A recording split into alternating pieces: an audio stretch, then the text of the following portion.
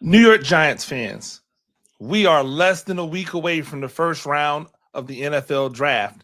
And the one thing I will say that I am really, really excited about for this Giants front office is that they have set themselves up that they could pass over whoever they want. I'm going to talk about it. I'm Coach Gene Clemons, and I have a giant issue.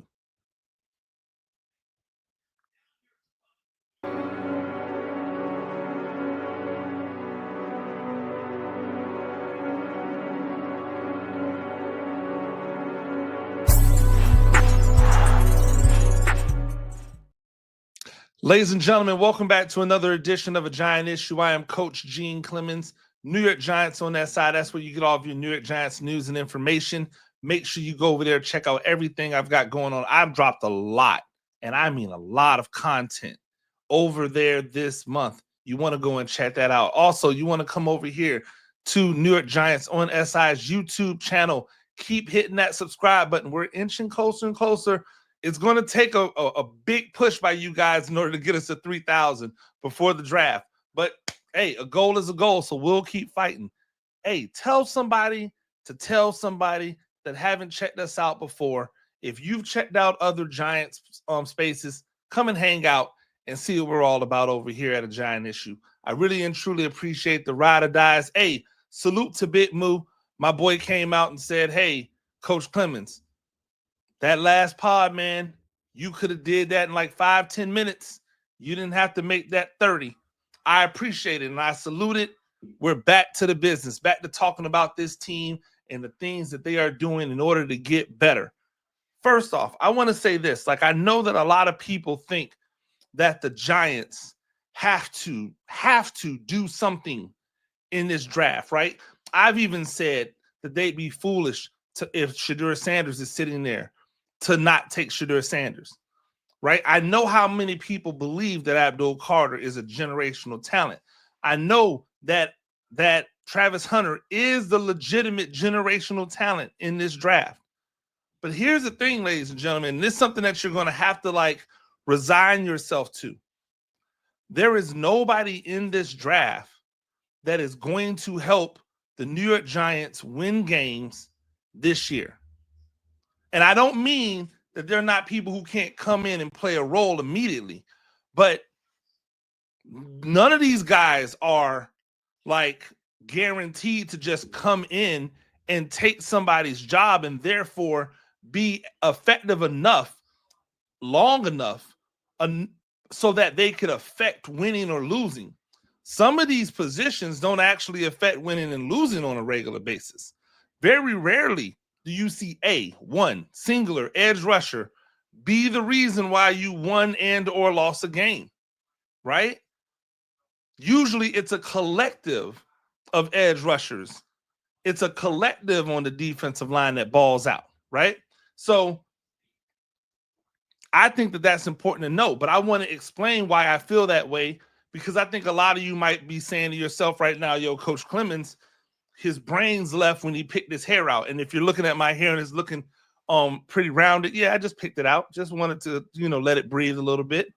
Nothing wrong with that, I want to talk about why I believe what I believe. And I want to start just by kind of going through some of the players that are out there and why the Giants, because they've done what they've done, are able to pass over that. Actually, that's where I'll start at.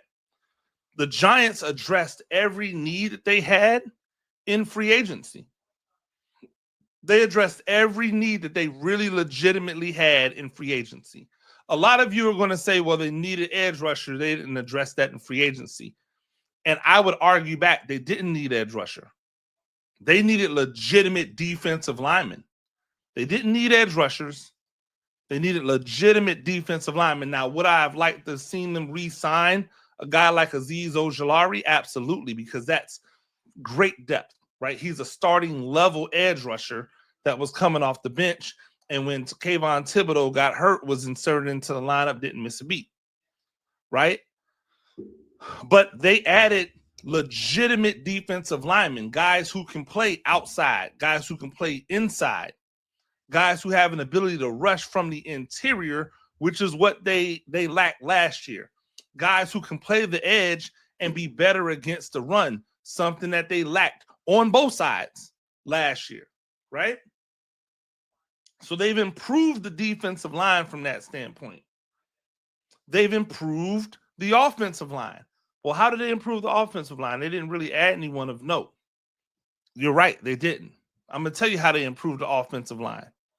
They improved the offensive line because they re-signed the guys that were on the offensive line last year. That offensive line was much improved over the year before and the year before that.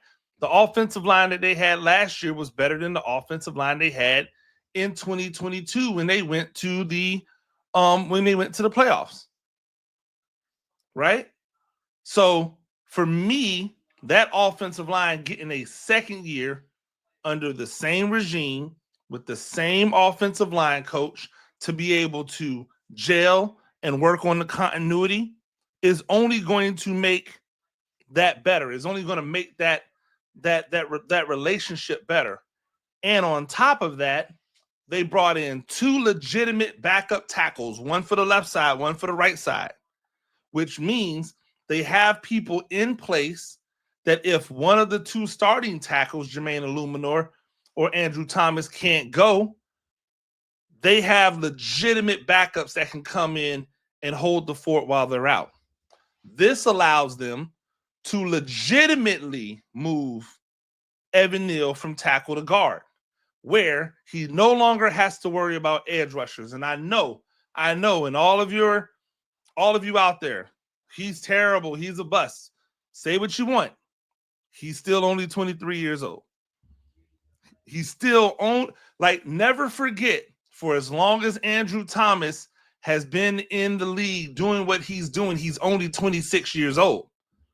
You have that same type of latitude with a guy like Evan Neal. You do not throw away that talent. Oh, well, they didn't pick up his 5th-year option, so he's not a long-term fit. Why? Because they didn't pick his 5th-year option up? Hey, let me tell you what would have happened if they would have picked his 5th-year option up. After next year when he balls out as a guard, because I believe he will, they were going to re-sign him to a long-term deal that made that 5th year null and void anyway.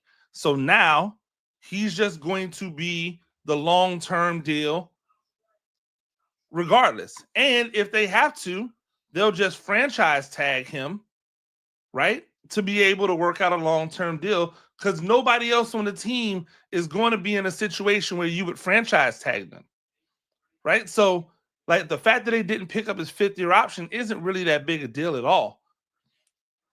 I think that with him, and you bring him in and put him in there for Van Roten, right? Even though Van Roten did an admirable job, Van Roten now becomes what he should have been all along, which was the backup center, backup guard. But you also have Aaron Stinney there. You got Jake Cubis on the left side backing up the left guard.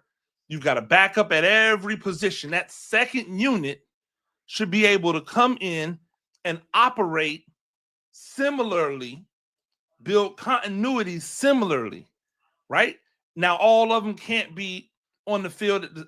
All of them can't be active at the same time, because I don't think they ever activate 10 offensive linemen. They might have 8, maybe 9 active for a game.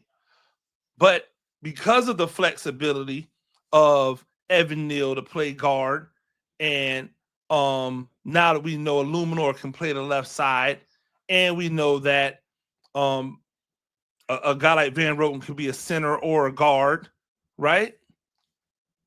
They can make it work. That is something that they haven't.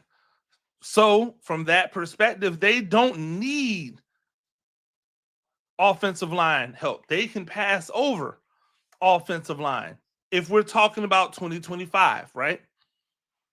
They've done all of the work in the secondary to bring in 2 defensive backs to be starters. Adebo, who is going to be the starting corner, and Holland, Javon Holland, to be the starting safety. Both of those guys should bring more dynamics to the defense than they had last year. Maybe not than what they had 2 years ago, but definitely what they had last year, right? So that's an improvement, which means that there's no need to reach or go with a defensive back. They brought back in Darius Slayton, which means they have their entire offensive weaponry from the skill positions back in position again, which means they don't have to reach or do anything crazy for wide receiver or for tight end or for running back. They went out and they didn't sign one veteran quarterback. They signed two, both of them with the capabilities of doing things in this offense that haven't been done by previous quarterbacks not named Tyrod Taylor. So now they don't need quarterback. It's a giant Passover, ladies and gentlemen. They're able to pass over anybody that you think that they absolutely have to take. Here's what I'm going to tell you. They could decide that they want to take a guy like Abdul Carter.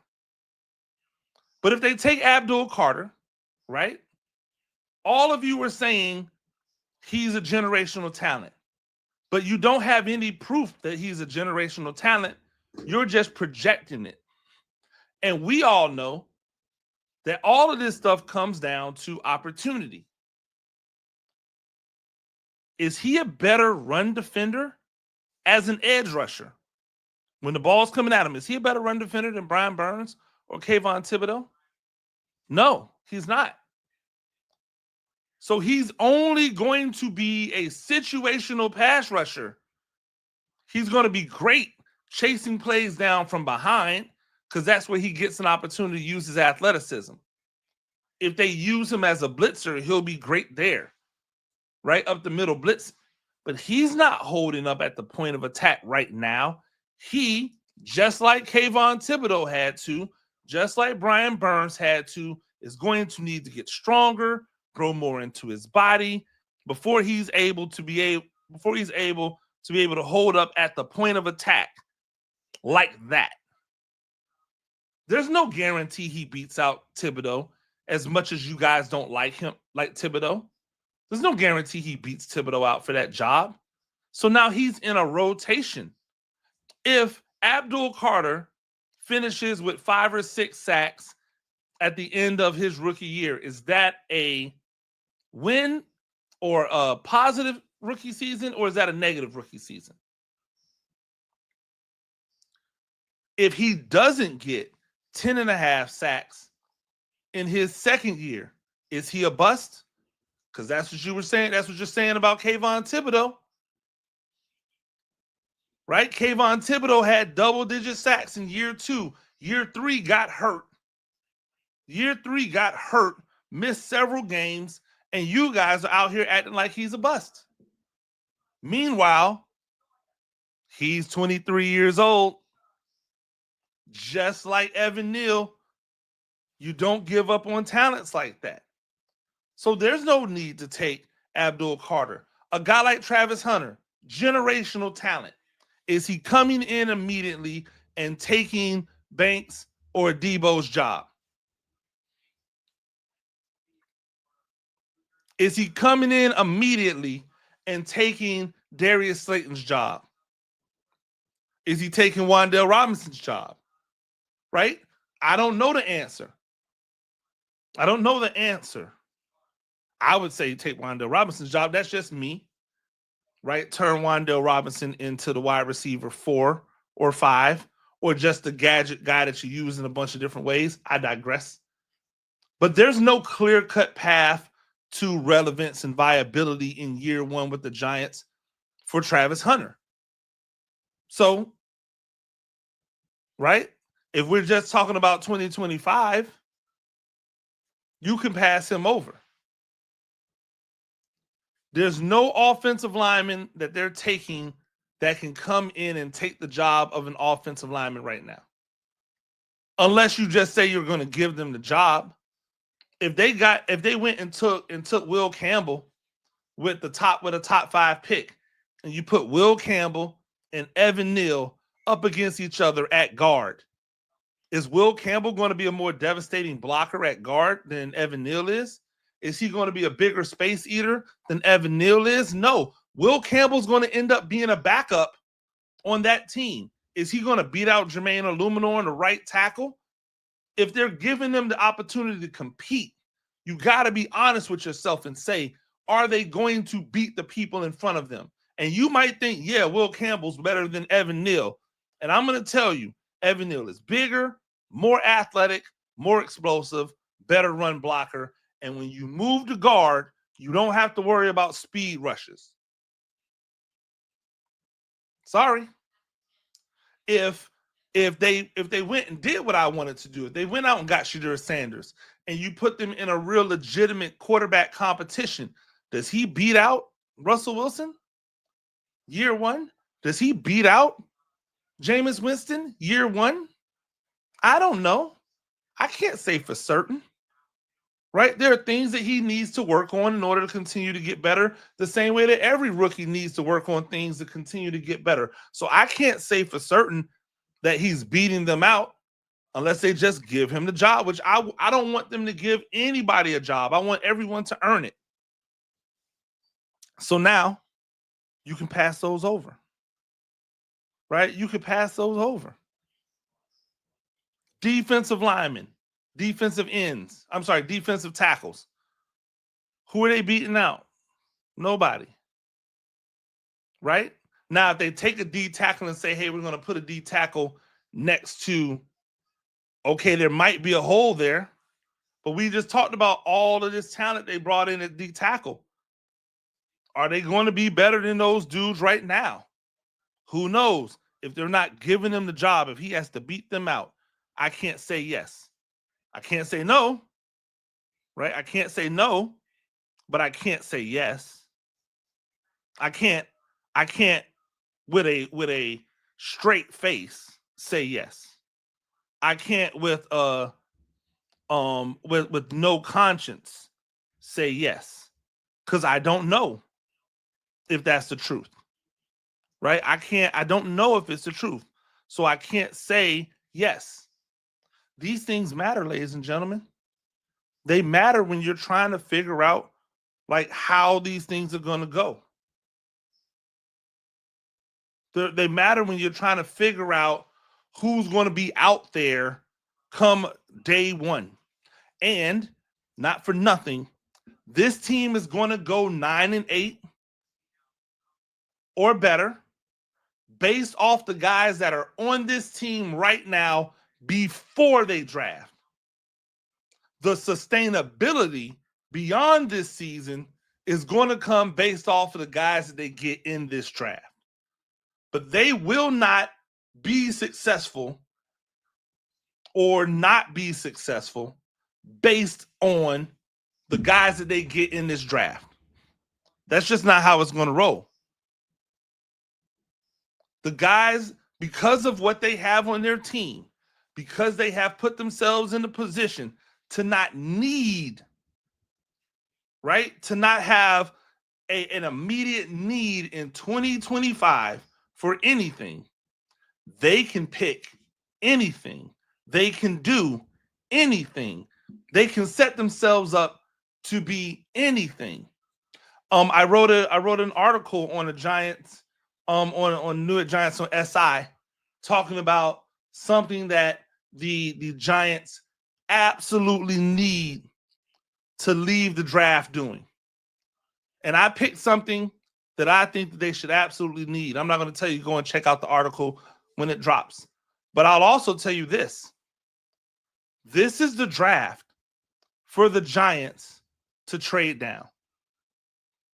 This is the draft for the Giants to take this third pick that is so coveted because people want Abdul Carter so bad, because people want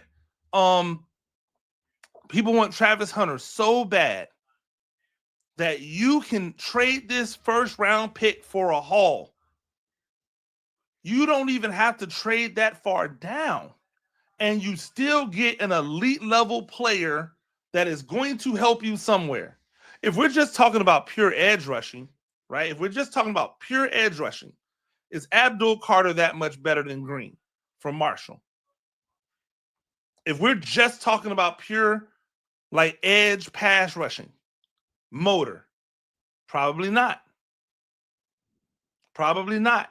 If we're talking about upside to be able to do more, do you take an Abdul Carter or do you take one of these 6'5", 265 pound, 58 pound, 270 pound defensive ends, not edge rushers, even though they might be categorized as an edge rusher, right? Do you take one of them instead?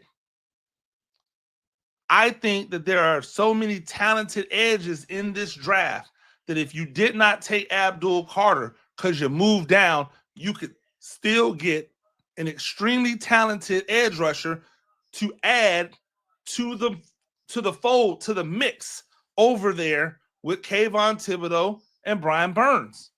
You could still have a successful rotation of edge rushers if you do so. But you would also allow yourself to pick up another premium, not only this year, but next year. If I'm trading you my first and you are in the top 10, right? You might get away without giving me your first next year, right? I'm going to need that second this year. I'm going to need that second next year.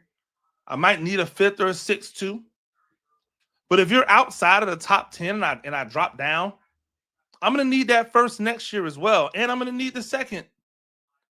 Or else I'm not doing it. I'm comfortable picking that 3. I think that this is a perfect opportunity for the Giants because they've addressed needs in the draft, not just with scraps, but with guys who feel specific needs, who do specific things because they didn't reach or go crazy out there to bring in somebody. Because they went with continuity on the offensive line rather than just bringing in random people. Because they felt they had the talent in the locker room on the offensive line to upgrade, at wide receiver to upgrade, right? At defensive line, they brought in people.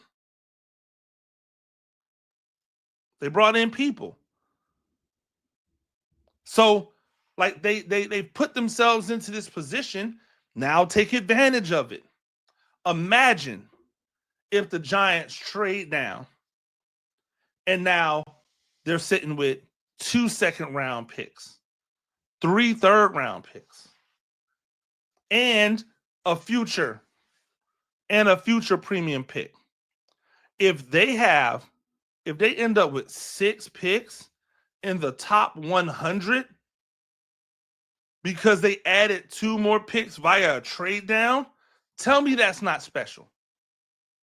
Tell me you can't do special things when you're adding that type of talent. And now what you've done is you filled the coffers with talent. So when guys that are kind of like good but not great, when it's time for them to move on, you don't feel the sting of having to pay them or, oh my God, how we're going to replace them. You've been grooming somebody behind them this entire time. You've been platooning guys this entire time. This is why Philadelphia is not panicking. Philadelphia didn't do it with top 10 picks. Philadelphia did it by adding depth with mid to late round, first round draft picks. With mid to late round, second round draft picks. Why? Because they've been competitive all these years. They've built teams and they have built depth and they have added by just identifying guys who do something well or going back to a program that they feel pumps out defensive and offensive talent that match what they want to do. That's all you're asking for, right? That's all you're hoping for when you go out there to try to like compete. That's it.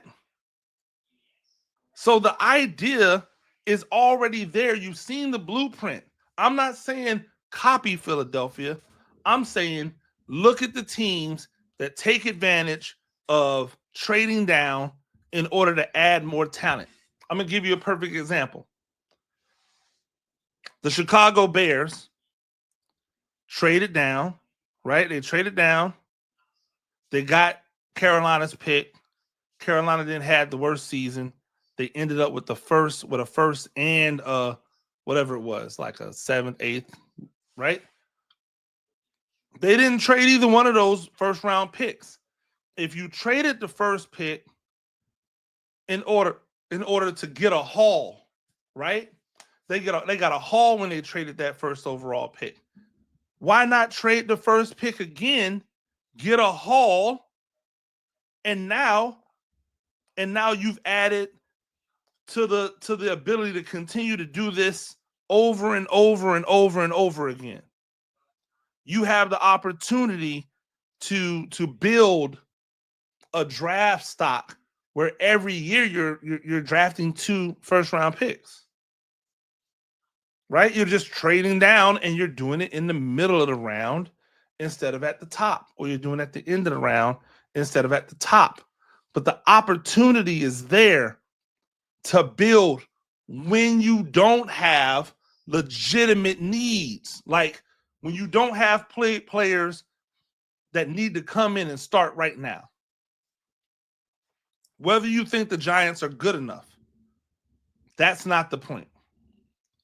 The Giants have all their starters in the locker room right now before they ever draft.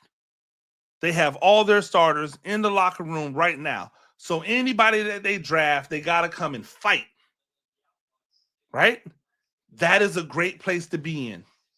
So whomever they decide to pick, because now is the time for us to all just rally behind whoever they're going to pick is who they're going to pick. What I want done doesn't matter. What you want done doesn't matter.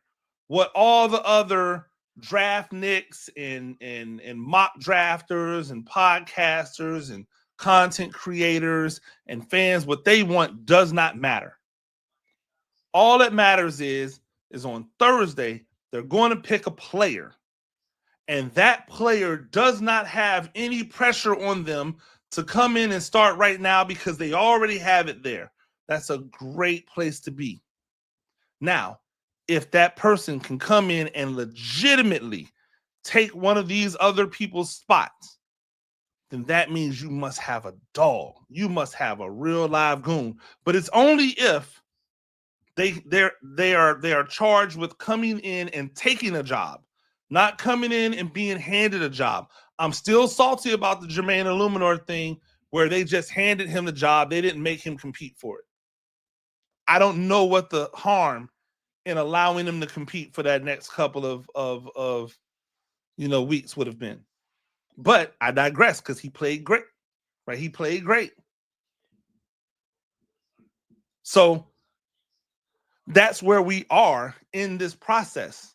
The Giants have done a good job of setting themselves up to not be hungry when it's time to go shopping. I'm excited for it. I'm excited that we're getting into the week of. We'll be talking more, hopefully talking to some other people. Love to get some more people on to have conversations about the draft. We'll definitely try to do that. Make sure that you go over to the New York Giants on SI. That's where you get all of your New York Giants news and information from. Check out, I'm not even joking. This month I have done, I'm going to look it up because I'm sure it's an impressive amount of pieces, 2, 3, 4, 5, 6, 7. I have done 15 pieces since the start of April. Right? 15 pieces since the start of April. I started off the month with the good, great, and uglies for the offensive tackles that we added. I talked about Russell Wilson versus Jameis Winston. I talked about the Giants and why 2025 could be a potential turnaround season. I talked about how the Giants could use Travis Hunter on defense. I talked about the Giants draft targets and hidden gems from the Colorado Pro Day. I gave you some historical stuff where I looked up the 5 worst Giants draft picks of the last 20 years. I looked up the Giants' best day 3 picks over the last 20 years. 3-round mock that I gave a grade to, a 5-round mock that I gave a grade to, a full 7-round mock that I gave a grade to. I talked about a Giants grabbing an offensive lineman on a round 1 draft swap, right? I talked about how the Giants' priorities in the draft had changed.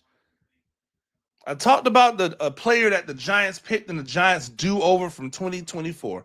I've given you a lot of content, and trust me, there's a lot of it that's going to come on the draft nights. I will be doing a write-up on every single draft pick that the Giants take in the draft. I will be going live immediately following the draft. The moment that the last pick is picked, I will be coming on and going with a live podcast to review the pick or picks over those next few days. I'll be coming and talking with you about it. I'll be doing reviews on all of them. I will be doing a best of the rest for day 2 and day 3 of the draft. I'll be writing about undrafted free agents that get picked up, and you'll start to see me do my good, great, and uglies for the draft picks that have come in, which will also coincide with a lot of the stuff that I'm doing on my own personal page at Coach Gene Clemons. So you're going to want to come and hang out. You're going to want to come and hang out. You're going to want to come and see what's going on. New York Giants on SI is where you do it, whether you're over at the website or you're right here at the New York Giants on SI YouTube channel. Until next time, I'm Coach Gene Clemons, and I have a giant issue.